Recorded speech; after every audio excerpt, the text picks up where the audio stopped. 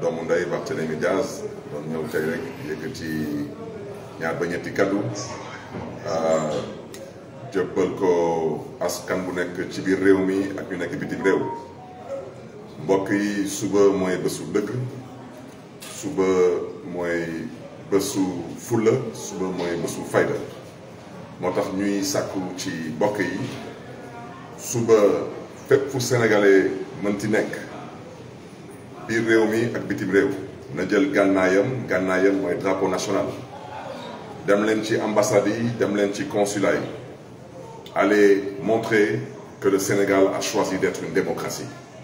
mbokk yu nekk ci biir réew mi nag man dama leen di jox suma xalaat bu gàtt mooy fépp fu waay mënti nekk biir Sénégal na toog ci goxam, ci département, ci région.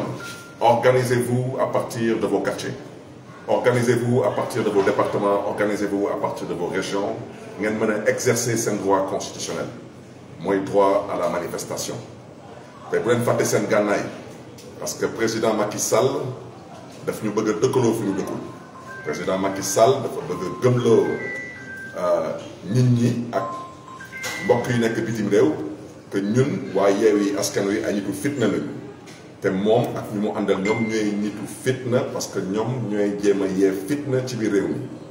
moo tax ñu ngi sàkku ci mbokk yi fu ñu nekk seen biir département, fu ñu nekk ci région yi nañu mobiliser wu nañu jël seen gànnaay di le drapeau national du Sénégal.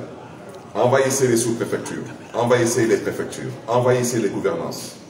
Et si Macky Sall considère que ñun naruñu manifester suba àjjuma na ko Macky Sall déggee noonu dinañ manifester samedi, dinañ manifester dimanche, dinañ manifester lundi, dinañ manifester mardi, dinañ manifester ba Macky Sall may ñu affaire. parce que nag kenn nootu fi woon suñu ay maam, kenn nootu fi woon suñu ay wóojur te kenn duñu fi noot. nooteel kooku moom amul Sénégal. démocratie la ñu def comme option. constitution du Sénégal moo ñu may ñu mën a wane suñu naqar te Macky Sall mënul toog may ñu manifester vendredi dernier kenn gisul lu ñaaw kenn déggul lu ñaaw tey mu taxaw foog ni mën na def lu ko neex ak di jalgati les textes et les lois en vigueur dans ce pays et penser que maintenant mën na utiliser son commandement territorial balaa may dee mu ne dee woote nappaate fii nappaate du fi jàll parce que ragal dëkku fi. gis nañ nag lépp lu fi gars yi def indi ci arsenal policiers lay waxal ak gendarme parce que militaires yi ñëwaguñu xamante nañu bu baax a baax nañ ko teg ci yoon te bu leen kenn def loolu lu ngeen xam ne nii du seen liggéey. bu leen nangu di protéger ay neex bi, bu leen nangu di escorter ak ay neex bi, bu leen nangu di def lu leen yoon santu, lu leen yoon mayu ci sañ-sañ. parce que ñun lu ñu tax a jóg dinañ ko xeex mooy démocratie ak ëllëgu Sénégal te kooku dinañ ko xeex quel que soit le prix à payer dinañ ko xeex.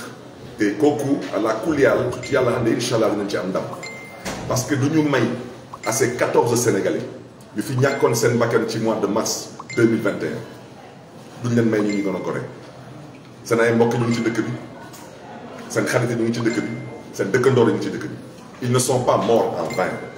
ñooñu mënuñu ñàkk seen bakkan muy nul dañu ñàkkoon seen bakkan ngir démocratie. du ma dellu si waat ci lu ñu tax a jóg parce que loolu ñëpp xam nañ ko. président Macky Sall nekkul ci benn dëkk, président Macky Sall nekkul ci benn yoon. parce que tey soo ñu teree jël suñu photo tête de liste nationale teg ko suñu kaw liste yabel du passé loolu. soo taxawee tey taxaw nekk da ngay jël benn liste benn partie wu liste bi dañ koy valider beneen partie wu liste bi dañ koy invalider kooku amul fenn fuñ ko bind ci loi électorale. tey liste bu ñu bëgg a invalider lu ñuy ñoom soi-disant ñaawlu ci liste boobu ba ne dañ koy invalider moom la ñu bëggoon utiliser comme argument pour invalider la liste du département de Dakar. kon nag su ñu demee ba valider la liste du département de Dakar c'est parce que la loi électorale est très claire.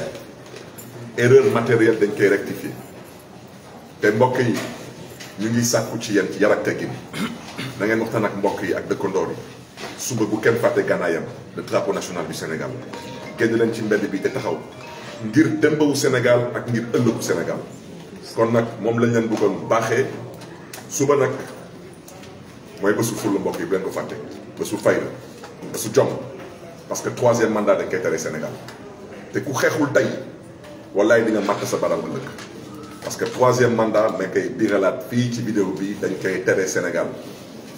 Quant à le président Macky Sall nag nekkee tamit ci dëkk bi kooku incha allah su ngeen taxawee dina dakk jël ay doomu gor ñii mu génne leen ci réew mi exilé leen ñeneen ñi mu yàq seen këyit ñu mënuñu bokk ci élection yi tey nag ñuy woote ay waxu caaxaan di nekk ay rebelle dugg ci dëkk bi et que ñu ngi wut kan moo leen fi indi foofu lay daane leen rebelle mooy ku dul respecter la loi.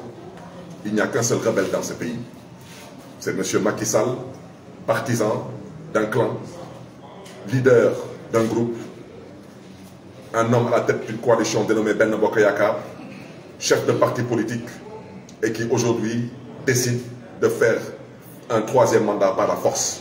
Parce que lu muy def ni tey amul benn logique ci nit bu ànd ak xelam te nar a jeexal 2e et dernier mandat te di dem kooku day wut jàmm kuy jéem a yee fitna yu mel nii kooku leneen lay dox leneen lay séntu moo tax ëllëg ci yar ak teggin ci full ak fayda na ñëpp taxaw wane seen naqar wane seen pas-pas ak wane seen pasteef mbokk yi ñu ngi leen di gërëm di leen di sant yàlla na leen yàlla aar yàlla na yàlla aar Sénégal. jërë ngeen jëf mbokk yi.